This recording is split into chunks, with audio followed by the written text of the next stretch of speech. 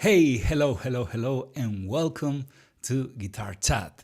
This is Guitar Chat 71st edition. We've been doing this for 71 times already, and of course, as I always say, I couldn't be happier to have you at the other side of the screen. Thank you so much for being here. Thank you so much for being part of this beautiful family.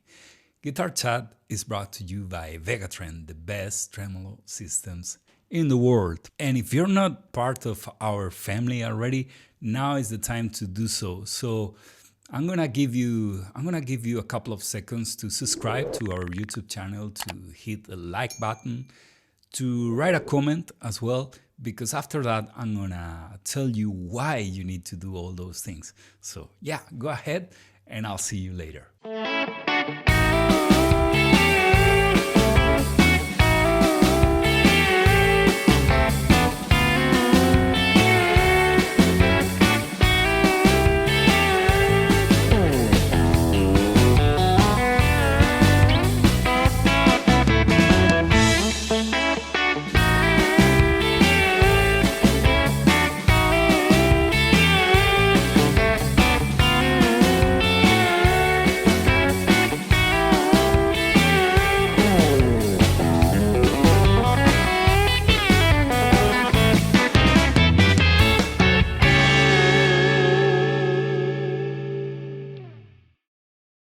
Okay, are you already subscribed?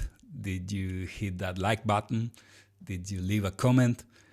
Well, thank you so much. If you did all those things, you're gonna enter our t-shirt giveaway. You can win one of these very cool Vegatrend t-shirts. And the winner of last show's t-shirt giveaway is Beagle55 from a YouTube comment. So yeah, congratulations, Beagle55. We're gonna get in touch with you and we're gonna send you one of these very cool t-shirts.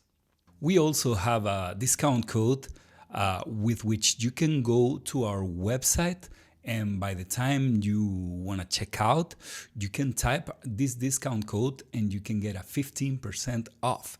15% off, which is very cool in my opinion.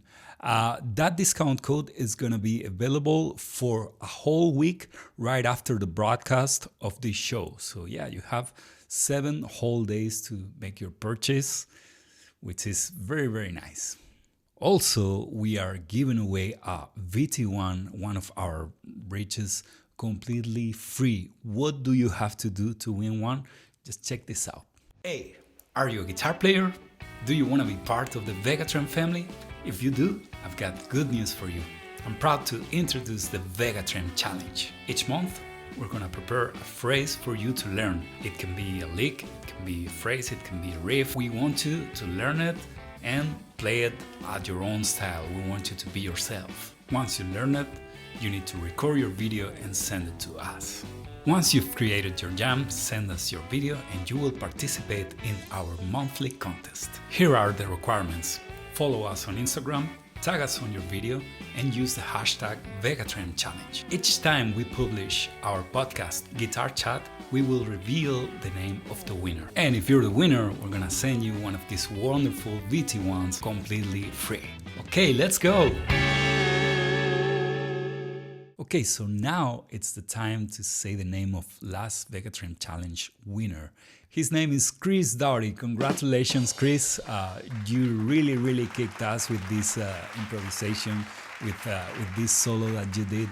So you won the VT1. Congratulations.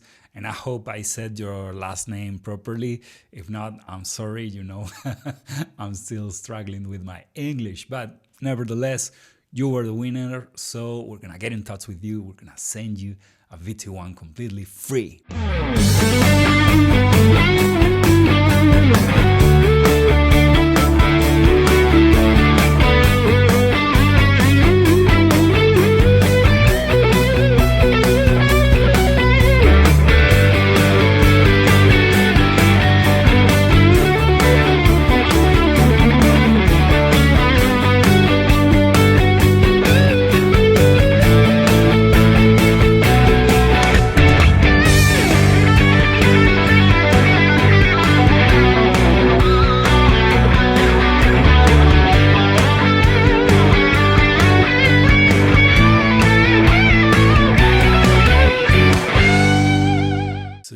that's what you have to do. Pick up your guitar, grab your guitar, send us your video, and you can win one of these amazing VT1s. Last month, we have Mr. Javi Arpa, who was kind enough to send us his lick, his phrase for the Vegatrem challenge. And now we're gonna show the next Vegatrem challenge. Check it out.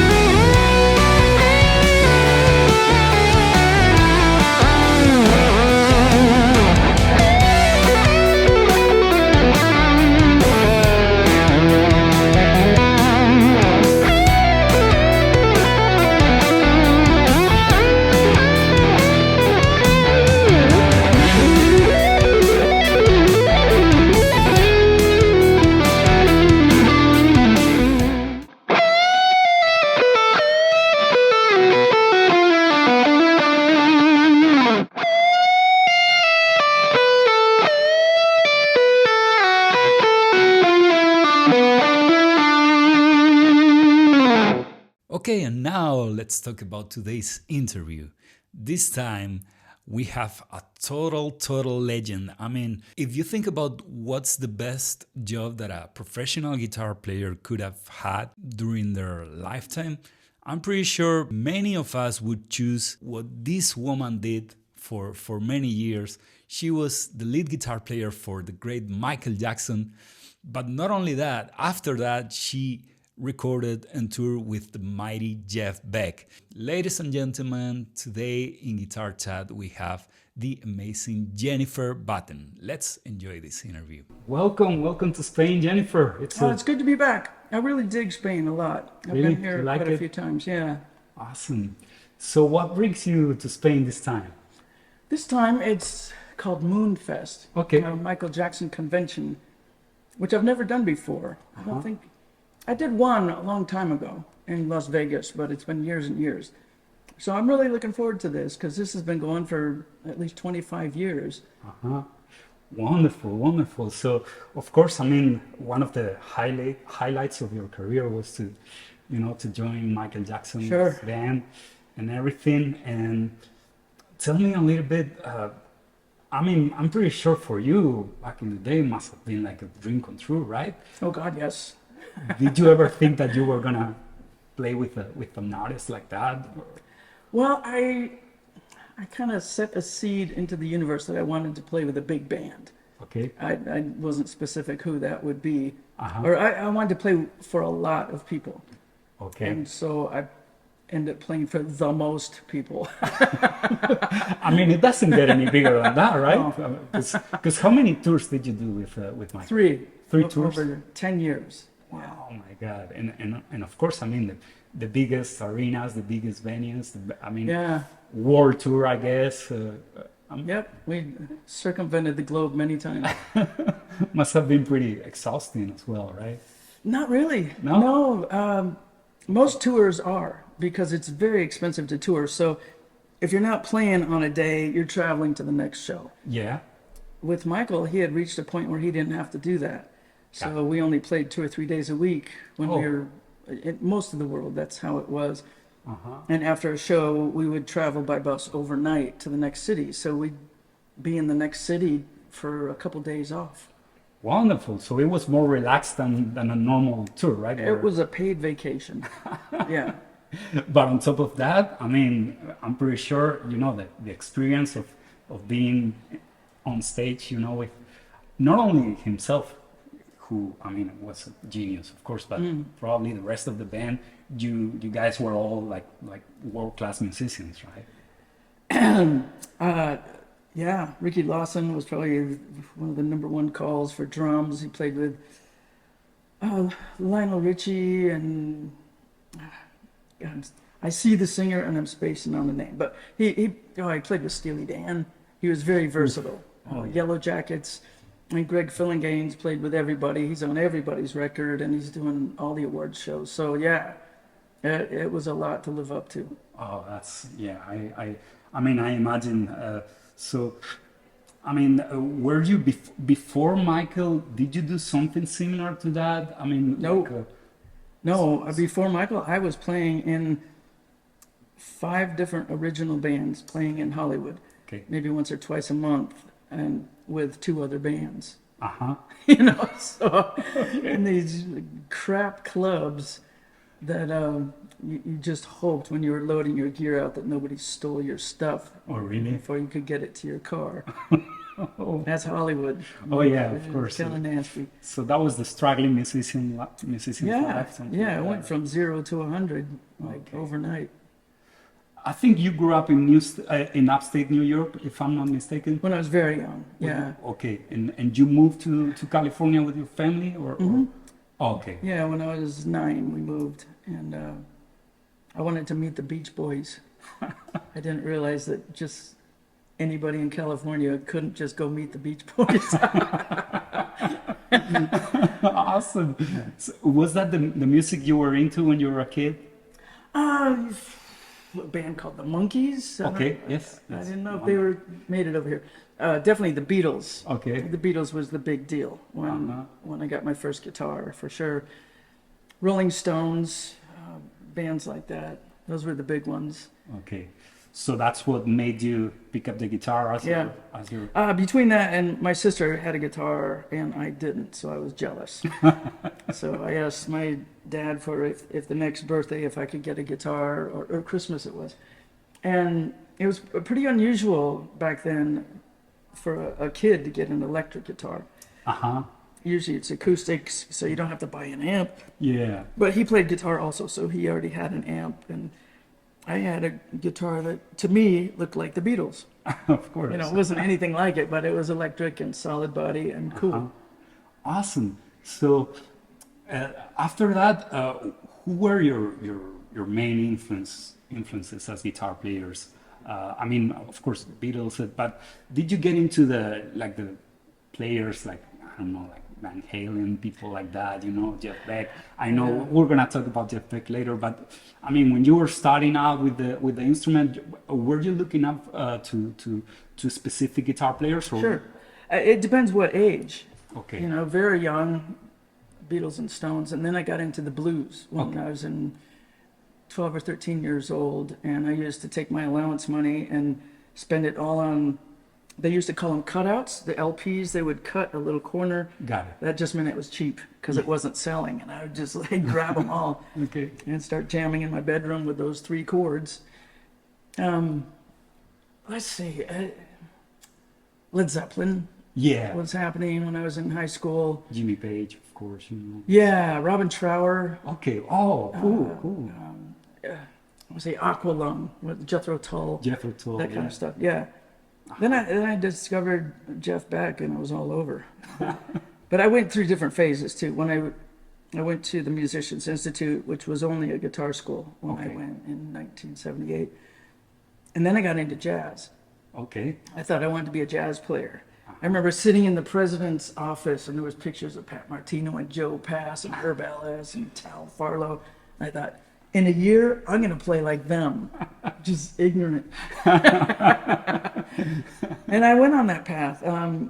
My favorite teacher of the school was Joe DiOrio. When I went, there was only 3 teachers. Okay. Ron Ashday, Joe DiOrio, and Don Mock was the resident fusion guy. Okay. That was into John McLaughlin and Mahavishnu Orchestra. And George Benson, the live double album came out at that time, 78, 79. Al Di Meola's Elegant Gypsy was at that time. So Got it. I kind of went from bebop to fusion. And after school was over, I was very disciplined about practicing 8 or 10 hours a day. But as far as jams, I sucked. I mean, jazz jams, I did what I could, but, you know, it takes eons to, I think, to become a great jazz player. And the first funk jam I did, it was just so much more fun. Okay. The energy just went. Then I went from there. I had a band in San Diego that was fusion. We would do Jeff Lorber, George Duke, Okay. that kind of stuff. But then we also became a cover band, Okay. doing the Police and Pat Benatar. And so it was really great because I just went from all over the map, experimenting with different kinds of music. Do you think that's important for the developing of a musician to play all over the place, like different styles and things like Yeah, it's just like when somebody says, "What's your favorite food?" and you know absolutely what it is. Well, how many different kinds of food did you try to get there? That's right. You know, That's Indian, Asian, Italian, all this stuff. Yeah, it's a smorgasbord. As Kat Dyson, the guitar player for Prince, she said, "I see music as a smorgasbord, and I'm greedy." So why not?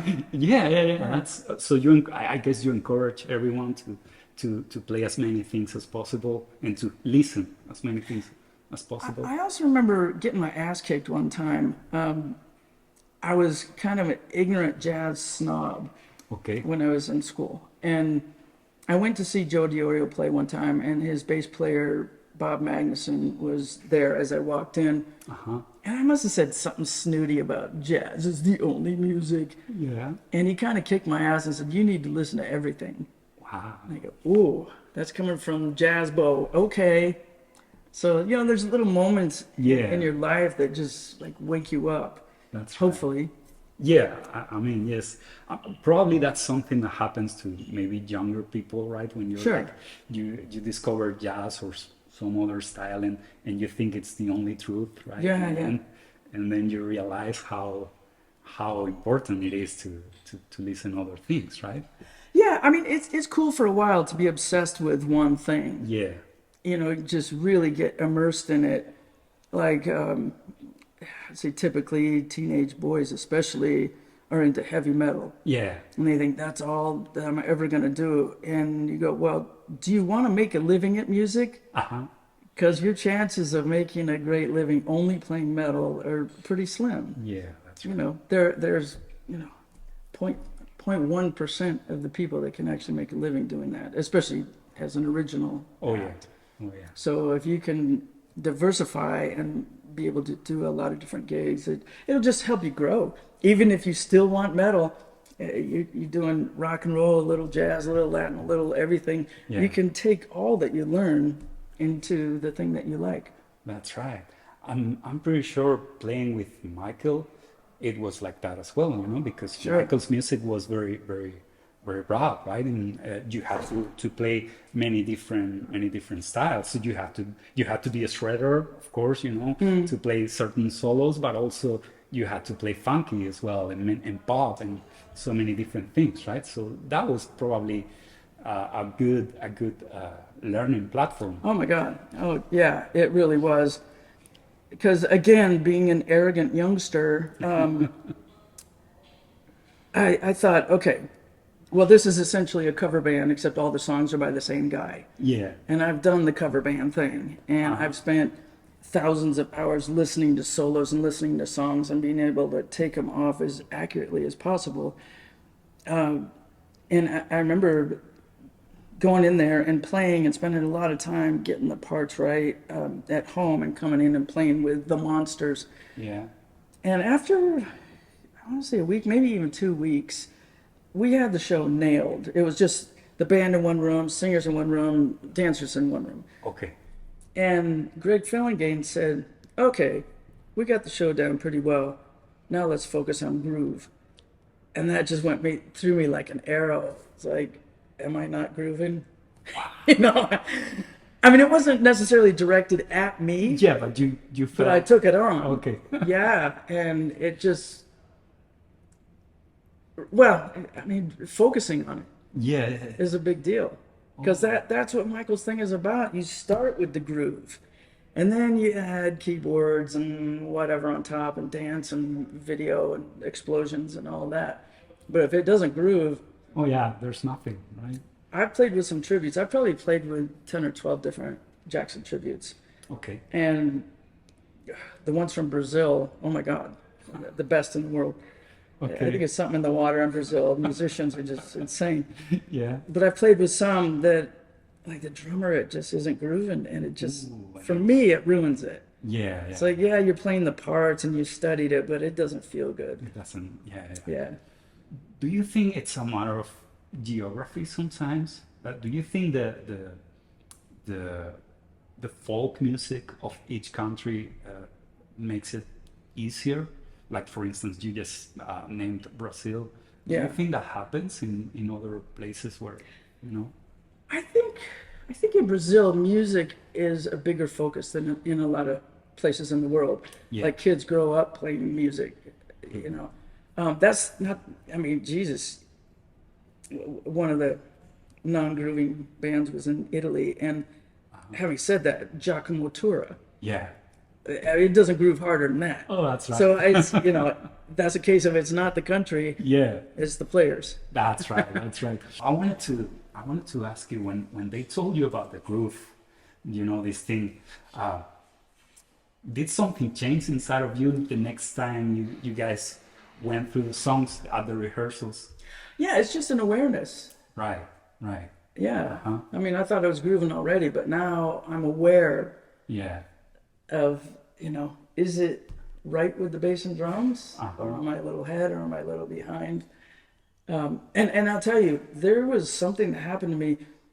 I was playing with them, I don't know, live shows for 4 or 6 months. And Okay. I actually, no, it was the whole tour. The first tour was a year and a half. Okay. And then I went back and I was playing with a band I had been playing with before. And I just thought, how come you guys suck now? Oh, wow. Because I had grown little by little, show by show, those intense rehearsals, Yeah. and I didn't realize it. Got it. And all of a sudden, I'm hearing where the groove is not happening. Uh-huh. You know? Wow, that's incredible. Yeah. That's cool. That's cool. Well, whenever I hear you play, of course, now I know that you played with Jeff Beck and you've been, I mean, you recorded with him as well and you toured with him. But I mean, I could tell in your playing that you were already a fan of him. Right? Oh, big time, yeah.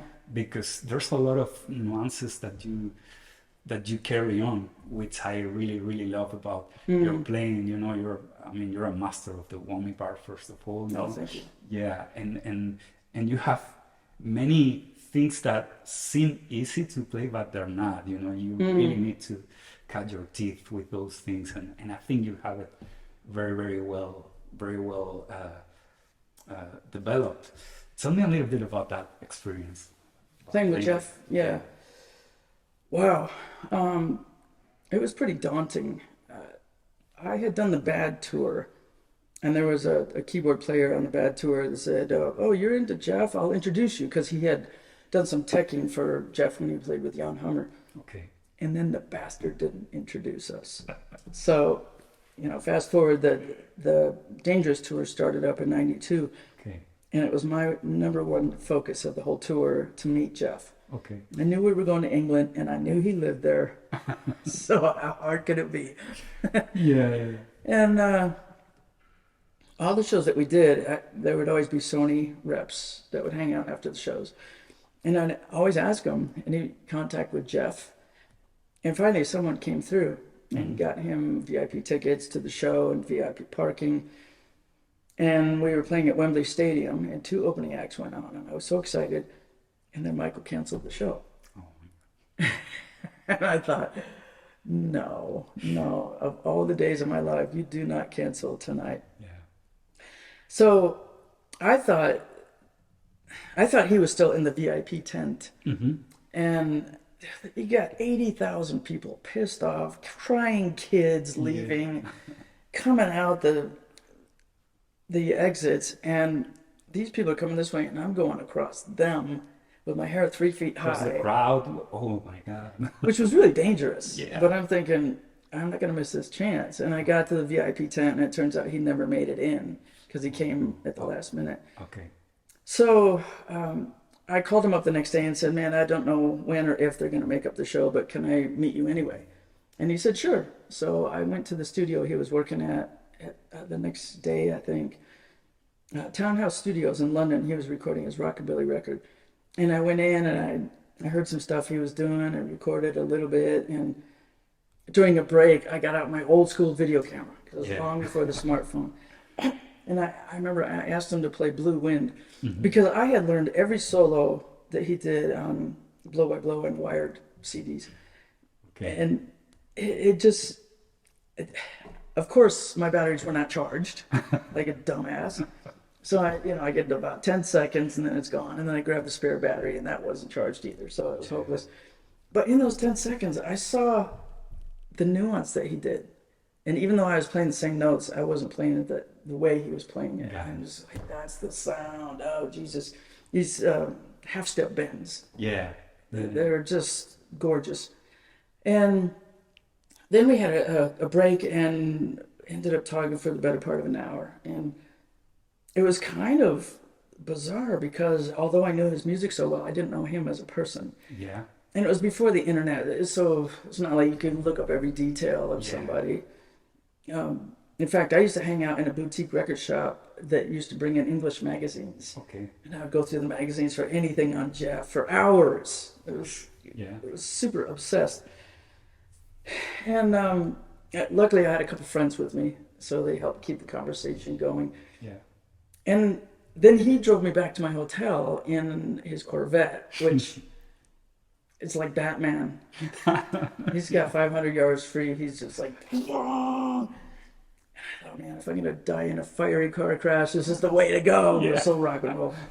So he dropped me off and I thought I'd never see him again. And then he called a couple months later. I had given him a copy of a video that I did to Flight of the Bumblebee. They were covered with live bees. And my first CD that had just come out. And he called me up, I don't know, a month later or something, and said, I finally had a chance to listen to your record and let's record together. Wow. I know. I didn't see that coming. Oh, wow. Yes. And in fact, it was 5 years later that we got together. And he had done a couple of tours in the meantime. Okay. And I would see him during the tours. And he'd always say, we're going to do this thing together. And I go, okay. It's just because I'm in your face, you're saying that. Yeah. So that was a lot of anxiety thinking about that. And he finally called, said, I have a tour of Italy. Come over, let's do it. And I thought, you're nuts. Because we'd never played together. And by then he was, that was after the Dangerous tour. Okay. And by then I had 2 records. So I gave him my second record too. Mm-hmm. And I had a session in Milan and I flew over and then I booked myself down to London. Okay. And went to his house and I had learned most of the Guitar Shop record. And I just wanted to play it in his presence just to make sure he wasn't crazy. I didn't tell anybody I was up for the gig. Yeah. And his wife pulled out the whiskey about midnight and I had a flight the next day and it was just like, I'm not going to drink because here I am with Jeff Beck. All right, come on. Of course. Yeah. So the next day wasn't pretty. Yeah, but it was a once in a lifetime opportunity, right? Yes. Yeah. Oh, it was super fun.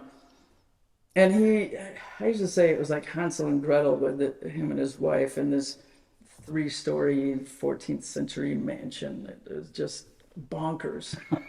Just bonkers. And then the next step was he had rented a rehearsal hall in New York and had the original band was supposed to be Tony Levin on bass and Terry Bozzio. Oh, wow. And I walked in and there was no keyboard player. Okay. I thought, am I it? And he was totally cool to have me play guitar. He was just always looking for something different and new. Yeah. I thought, this ain't gonna cut it. So I had a trip to Frankfurt for the Frankfurt Music Mesa. Mm-hmm. And I ended up walking out of there with an endorsement from a company called Axon that had a guitar synthesizer. Okay. And it was supposed to be the fastest triggering synthesizer at the time. Yeah. But the sounds were not great. And so I got Roland 1080 modules long before everything was in a laptop. Yeah. It sounded good, but the triggering, the 2 companies didn't talk to each other well. Oh. So like a week before we took off, I ended up with all Roland gear because it was reliable. It was slower, but it was reliable. Okay. So probably a good 75-80% of the show, I triggered synthesizer pads. Wow. Okay. Yeah. And I never would have put in that kind of energy if it wasn't for Jeff. Yeah, I'm like, this has to happen. So that's I'm right. digging in manuals, and I had a tech helping me. Wow. It was so much gear to travel with. I mean, not that And I so had much to touch it. responsibility, of course. I mean, because Yeah, at the end of the day, it was your name on the line, right? You had to yeah. trigger I all mean, those sounds, right? you think about with Michael Jackson, there was two guitar players, two keyboard players, bass drums. Yeah, If I made a mistake, it's not, nobody's gonna trip up, yeah, you know. But when I am the harmony, that's it right. is a lot more responsibility. Uh-huh. Yes. So it was great. I learned so much from just being with him. Yeah. It wasn't like we didn't ever sit down and go, "What do you think of this leg? What would you play over a D7 sharp 11?" You know, it wasn't ever like that. Yeah. Occasionally he'd show me something cool, but it was just observing. Got it. That was the best. Because there must be something something different. For instance, when you, because it's not the same thing seeing someone on a video or listening on the records as seeing them right in front of you, right, and playing with you. You know, it Yeah. must have been a very very powerful experience. It really was, and he didn't want anybody to record anything. Uh-huh. And so I would have had a lot more stuff, but I was also the musical director. Okay. And that happened when I was driving to Jeff's house for, I guess the first time since I got the gig, his manager was driving me down. Mm-hmm. And he said, usually the musical director is the keyboard player. And since you're triggering keyboards, you're it. I'm going, Jesus Christ. I don't even know if I can survive one day, and now I'm the musical director.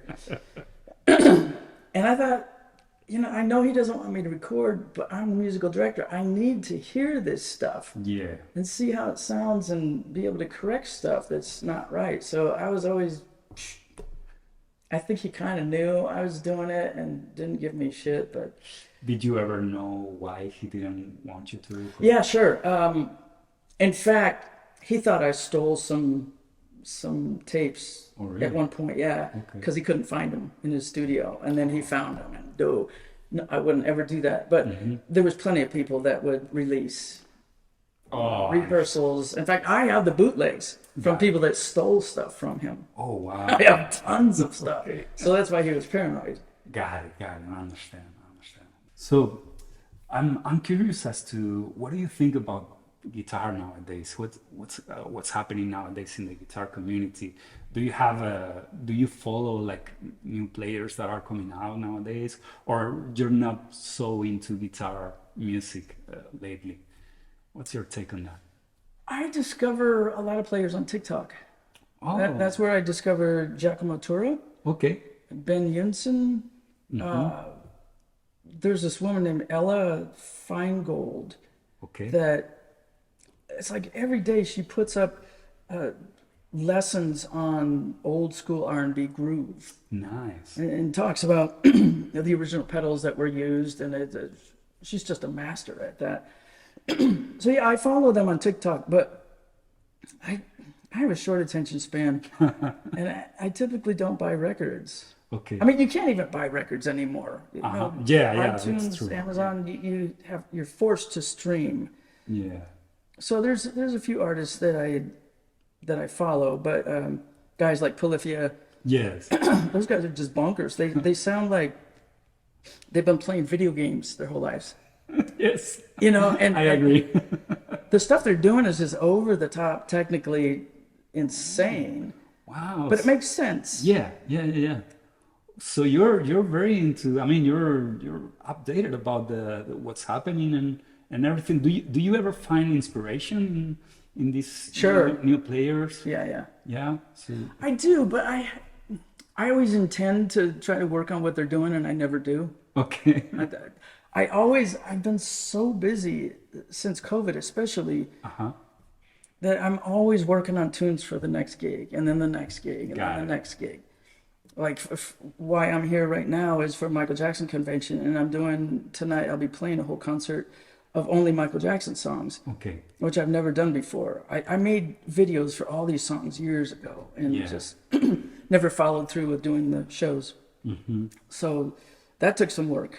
to get that up to speed. Because it's one thing playing the parts, but now I'm playing the melodies. Got it. Yeah. So that's a whole other thing. And whenever I rehearse stuff, it's one thing to play, but it's another thing to rehearse my feet. What patches I'm going to, and expression pedal for certain things. So, yeah, I always intend to. I mean, because I record videos for TrueFire.com instructionals. I get free access to everybody else's courses, and I rarely take the time. Yeah. It's complicated, right? Yeah, it's time management as you get older is just sucks.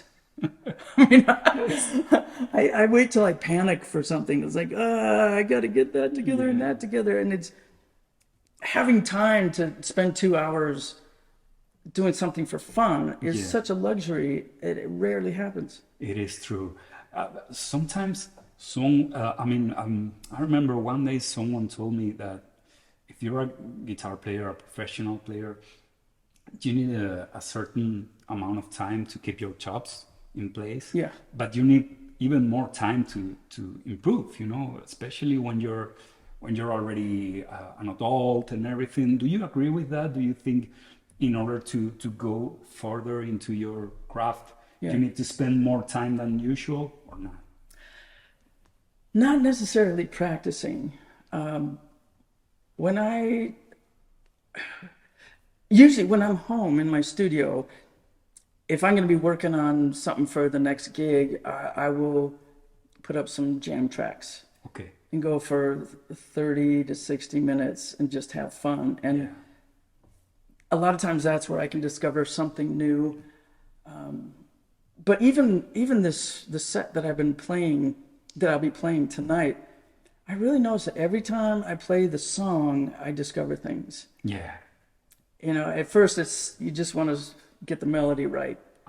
And then you're bored. And then, well, what if I did it in this octave? What if I added a wah here or this sound here? Yeah. I think stage time is a big deal. Got it.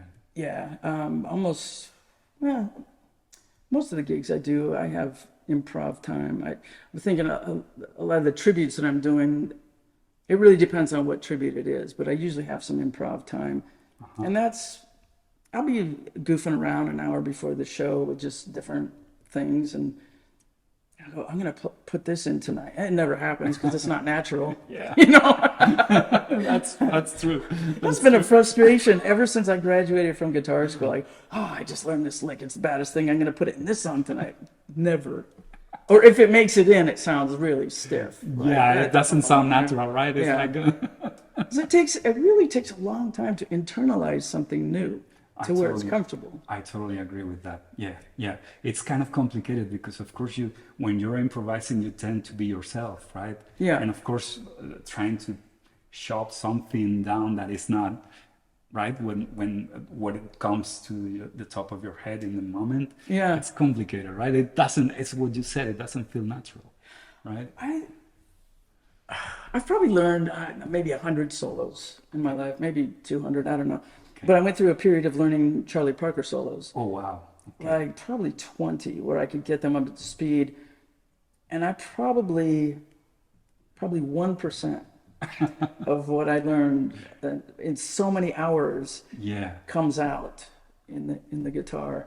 Wow. Now it really matters who you really resonate with. Yeah. I enjoyed playing that stuff, but I'm not a bebop player. I learned one Robin Ford solo called North Carolina. Okay. And there's 2 riffs in there I play all the time. Just because it resonated, I understand it, and it naturally comes out. That's right. Yeah. Sometimes you find gold, right? In certain songs, because it's like something that for some reason resonates with you, and you can actually apply it all the time. Yeah.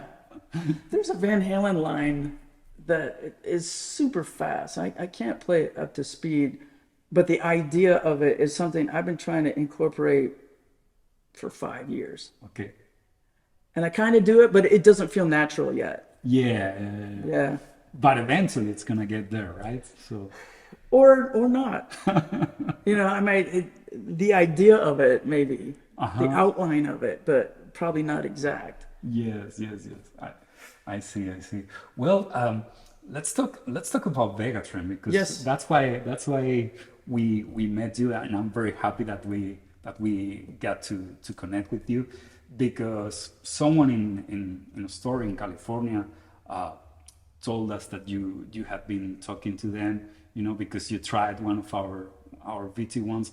Tell Yeah. me your impressions about it because I mean you've been playing Floyd Rose like most of your Yeah, life, right? I am going through a massive transformation right now, and a lot of it has to do with playing with Rodrigo Teaser. He's one of the Brazilian MJX, and his guitar player is phenomenal. Leandre Gomez is his name.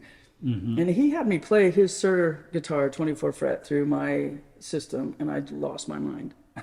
I go, oh my God. I've been Washburn for, I don't know, 15 years, Yeah. and I called Washburn and said, I need to be free.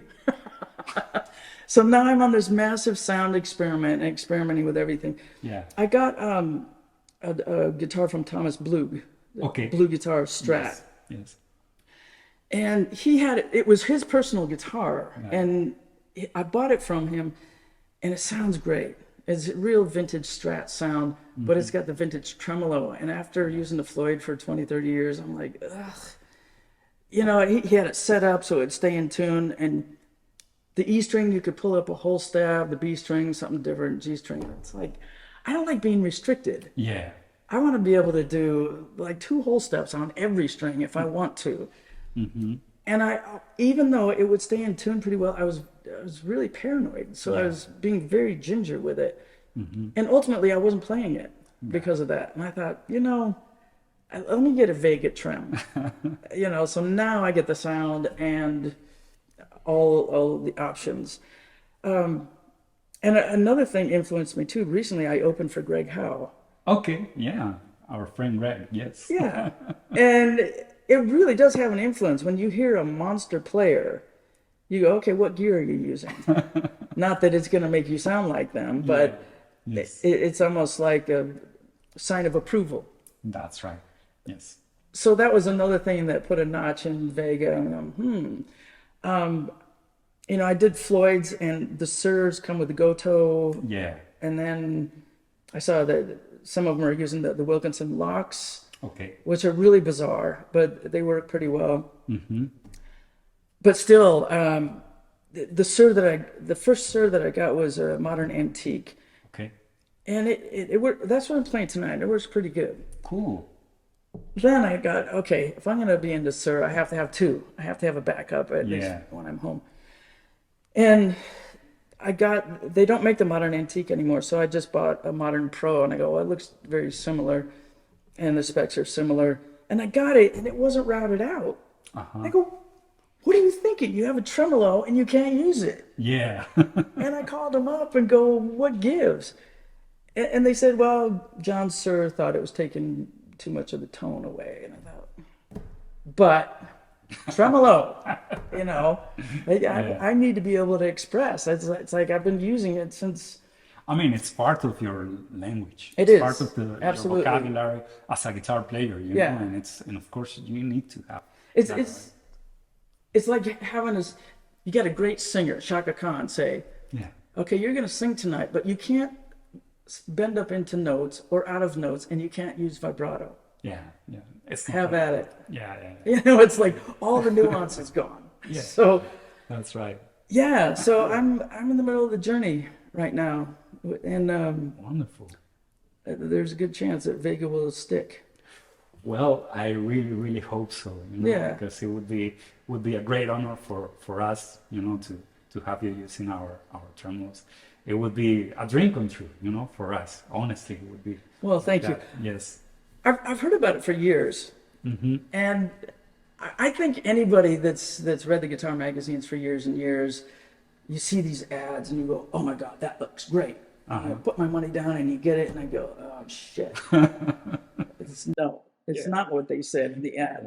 So it really takes. I mean, YouTube makes it a lot easier because you Yes. get these great players that are using different things, and you go, "Okay, well, they sound great, and that looks great." So you feel a lot more confident putting your money down. That's right. That's right. So let's do it. Awesome. Yeah, of course. Let's do it. Okay, so what's gonna happen after Madrid? What are you gonna do? Where's your I'm new projects? I'm home for 2 weeks, Okay. and I'm really looking forward to a comedy show that I booked, Okay. and a little bit of chill time. And then I'm doing a solo multimedia show across Uruguay and Argentina for a Nice. couple weeks. Yeah. Okay. So it's always changing. The last couple of years have been a lot of Michael Jackson tributes. So, Mhm. and I enjoy that, but it's a really great break and Yeah. much more difficult to do my own stuff. I understand. Yes, yes. It's always like the balance, right? Between, doing certain things Yeah. and you doing your own thing and everything. I mean, variety is great because it Yeah. keeps each thing fresh. Hmm. Well, hopefully we're gonna keep being aware of where you are or what you're doing, and of course we will always support you, and Thank you. it's gonna be an honor if you finally use Vegatron. It would be a dream come true, as I said, because we really love your playing, and Thank we really want to support you. So, and thank you very much for doing this as well. It's been Sure, it worked out fine time-wise. Yes, Yeah. it's been a pleasure. And well, we're gonna leave it here until next guitar chat. You guys be safe, be happy, and play a lot your guitar. Just quick, so.